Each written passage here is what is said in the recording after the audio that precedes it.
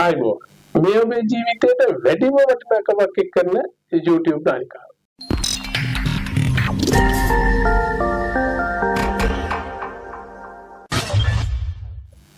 පහුගිය දවසක ඊටම ඛේදජනක සිද්ධියක් අපේ කන වැටුණා.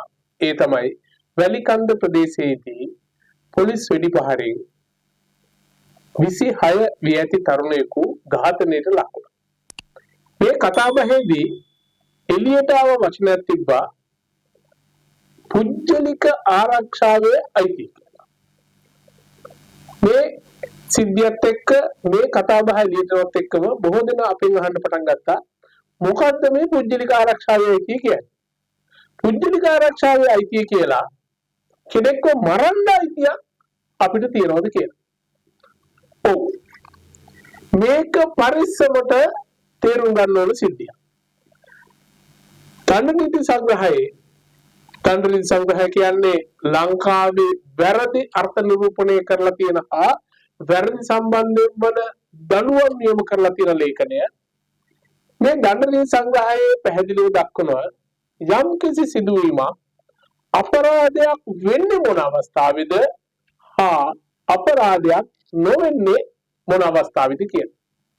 මේ අපරාධයක් නොවන අවස්ථාවලට ගත්තහම කිසියම් ක්‍රියාවක් කරන්නේ තමන්ගේ පුද්ගලික ආරක්ෂාව වෙනුවෙන් නම් ඒ ක්‍රියාව අපරාධයක් නොවන බවට දණ්ඩනීති සංග්‍රහය පැහැදිලිව දක්වලා තියෙනවා. මේකට තමයි අපි කියන්නේ පුද්ගලික ආරක්ෂාවේ අයිතිය කියලා.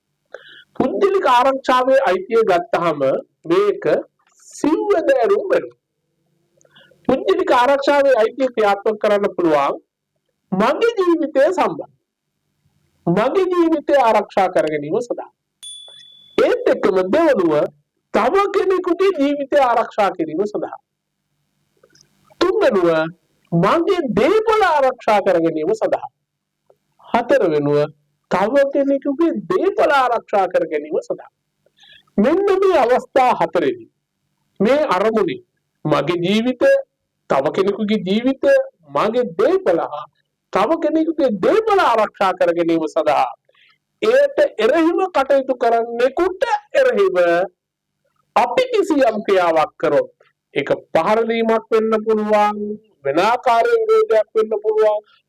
සමහර අවස්ථාවල අපේ පහර දීමකින් අදාළ තරම් මිය යන්න පුළුවන්. මේ හැම අවස්ථාවකදීම අපිට තියෙන නීතිය රැකවරණයක් පුද්ගලික ආරක්ෂාවේ අයිතියටයි මම මේ දේ කරේ. මා එසේ නොකළා නම් මගේ ජීවිතය හානි වෙන්න තිබ්බා. මා එසේ නොකළා නම් තව කෙනෙක්ගේ ජීවිතය හානි වෙන්න තිබ්බා. මා එසේ නොකළා නම් මගේ දේපලට හානි වෙන්න තිබ්බා. මා එසේ නොකළා නම් තව කෙනෙක්ගේ දේපලට හානි වෙන්න තිබ්බා කියලා. ඉතින් මේ කාරණාව ඔප්පු කරන්න ඕනේ.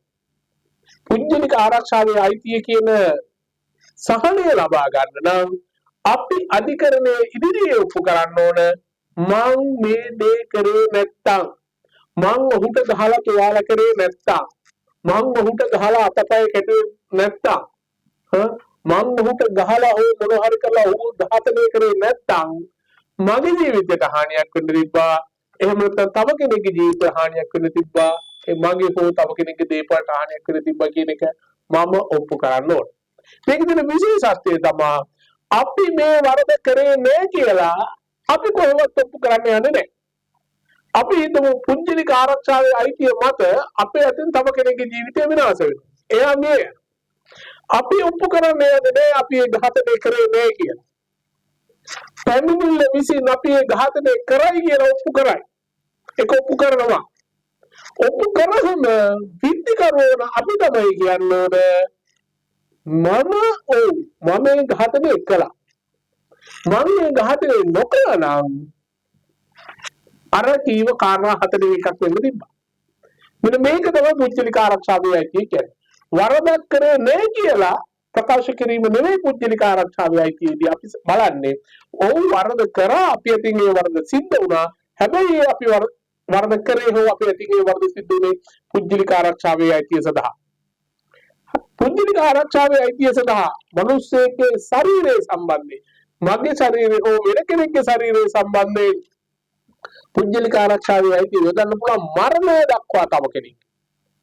මොනවද? මගේ ජීවිතය නසන්න එනවා. තව කෙනෙක්ගේ ජීවිතය නසනවා නම් හෝ ස්ත්‍රී දූෂණය කරනවා නම් ඒ මම වෙන්න පුළුවන් තව කෙනෙක් වෙන්න පුළුවන්. ස්ත්‍රී දූෂණය කරනවා නම් අස්වාභාවික ලිංගික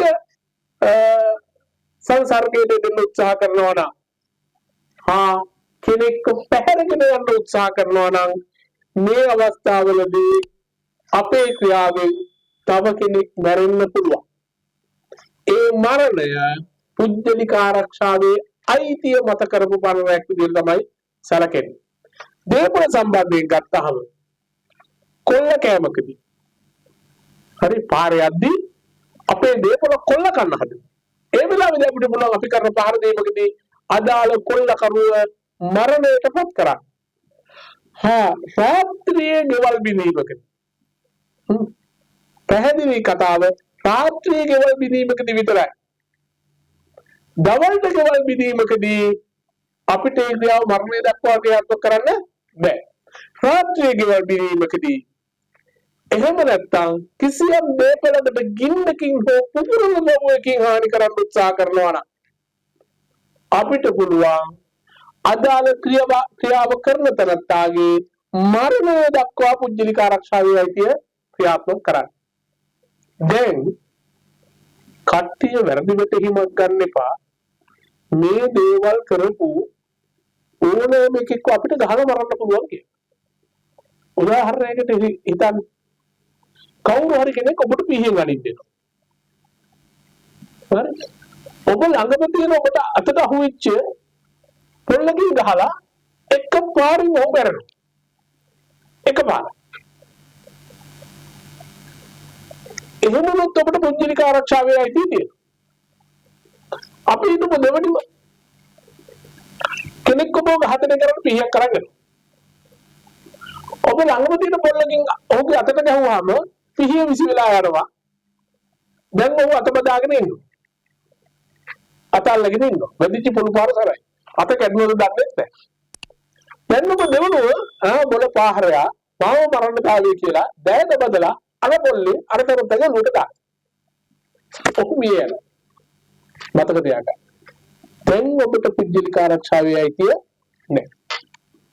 පුජ්‍යලික ආරක්ෂාවේ අයිතිය ක්‍රියාත්මක කරන්න පුළුවන් ඒ පීඩාවෙන් වැළකීමේ ප්‍රමාණයට විතරයි. ඉන් එහාට පුජ්‍යලික ආරක්ෂාවේ අයිතිය නැහැ. අපි හිතමු ඔබ දකිනවා කිසියම් පාපතරේ ඔබේ දරුවව දූෂණය කරනවා. ගෙදර කාමරේ ඇඳක් උඩ අසල්වාසී පාපතරේ කියලා ඔබේ දියණියව දූෂණය කරනවා. මේක දැක්කම ඔබ කම්පාවටපත් වෙනවා. ළඟම තියෙන දොර කොල්ලෙන් එකපාරක් ගහනවා ඔබට. දූෂකයා මිය යනවා. ඔබට පුජ්‍යලික ආරක්ෂාවේ අයිතිය තියෙනවා. දැන් ප්‍රශ්නයක් නැහැ. හැබැයි අපි හිතමු මෙහෙම ඔබ මේ සිද්ධිය දකිනවා. ළඟම තියෙන දොර කොල්ලෙන් ගහනවා. වදින්නේ කොන්දට. අර ගෑනු ළමයා අතල්ලා පාපතරය දැන් වටන එතෙන් දිවට. දැන් මොකද කරන්නේ? හොඳට හරි බරි ගහලා ස්ත්‍රී දූෂකයාගේ ඇඟට පැත්තෙන් කකුල් දෙක එහෙම දාලා තෝ මගේ කෙල්ලව දූෂණය කරන දුන්නේ පාහරයක දැයට බදලා දෙනවා ගන්නවලු. දැන් එකකින් මිය යනවා. දැන් අපිට පුජ්‍යලික ආරක්ෂාවේ අයිතිය නැහැ. ඕනෑම ක්‍රියාවක් සම්බන්ධ පුජ්‍යලික ආරක්ෂාවේ අයිතිය මරණය සඳහා නොවේ. ඔහුට පීඩා කිරීම සඳහා ඔහුගේ අතපය කැඩීම සඳහා ඕනෑම දෙයකට අපිට නිදහස සඳහා පුජ්‍යලික ආරක්ෂාවේ අයිතිය කියන සංකල්පය පාවිච්චි කරන්න නම් අපි ඔප්පු කරන්න ඕන අපි පුජ්‍යලික ආරක්ෂාවේ අයිතිය ක්‍රියාත්මක කරේ අවශ්‍ය පමණට විතරයි. කිසියම් කෙනෙක් ඔබට හානියක් කරන්න දෙද්දී ඔබට දුවලා බේරෙන්න පුළුවන් නම් ඔබට ආරක්ෂිත ස්ථානයකට යන්න පුළුවන් නම් වෙන පොලිසියකට හරි ගිහිල්ලා මේ කතාව කියන්න පුළුවන්කම තියෙනවා නම් ඔබට පුජ්‍යලික ආරක්ෂාවේ අයිතියට වෙන කිසි දෙයක් ක්‍රියා කරන්න අවසරයක් නැහැ. කියන හොඳට මතක තියාගන්න අර කතාවට කියනවානේ තෙලිපියෙන් කිරි කනවා කියලා. අන්න ඒ වගේම ටැක් තමයි පුද්ගලික ආරක්ෂාවේ අයිතිය ගන්න එක. පුද්ගලික ආරක්ෂාවේ අයිතියට සැලසුම් සහගතව පුද්ගලික ආරක්ෂාවේ අයිතිය ක්‍රියාත්මක කරන්න බෑ. වරෙන්කෝ ගෙට පැන්නොත් කොටනවා එහෙම බෑ. පුද්ගලික ආරක්ෂාවේ අයිතිය සැලසුම් සහගතව ක්‍රියා කිරීමේ කියලා නෑ. මගේ ළඟට ආවොත් කොටනවා. එහෙනම් ළඟට එන්න කලින් ඔබට පැනලා දුවන්න අවස්ථාවක් තියෙනවා. එහෙම බේරීමේ හැකියාවක් තියෙන තැනක ඔබට ක්‍රියා කිරීමේ අයිතියක් නැහැ. ඒකින්ද කවුරු හරි හිතනවා පුද්ගලික ආරක්ෂාවේ අයිතියට මිනිස්සු මරන්න පුළුවන් කියලා නෑ. ඒක වැරදි මතයක්. එහෙම කරන්න බෑ. අදාළ අවස්ථාවේදී අපි ඔප්පු කරන්න ඕන අපි ගත යුතු අවම අපිව බේරා ගන්න අදාළ අපරාධේ වළක්වා ගන්න පුළුවන් අවශ්‍ය ප්‍රමාණයට විතරයි අපි මේ දේ කරේ කියලා. නීතිය හරියටම දැනගෙන ක්‍රියාත්මක වෙන්න.